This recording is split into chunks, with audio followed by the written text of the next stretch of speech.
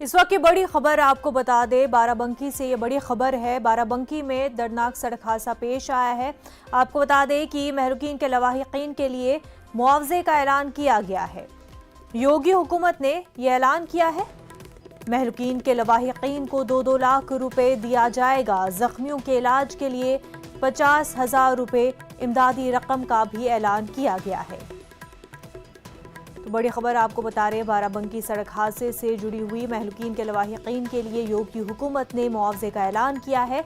महलूकीन के लवाहिकीन को 2-2 लाख रुपए दिया जाएगा। वहीं जख्मियों के इलाज के लिए 50,000 रुपए इमदादी रकम का भी योगी हुकूमत ने ऐलान किया है।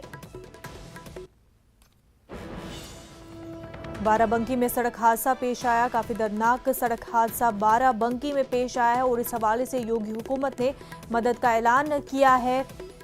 महलूकीन के लवाहिकीन को 2-2 लाख रुपए दिया जाएगा और वहीं जख्मियों के इलाज के लिए 50,000 रुपए मदद दी जाएगी।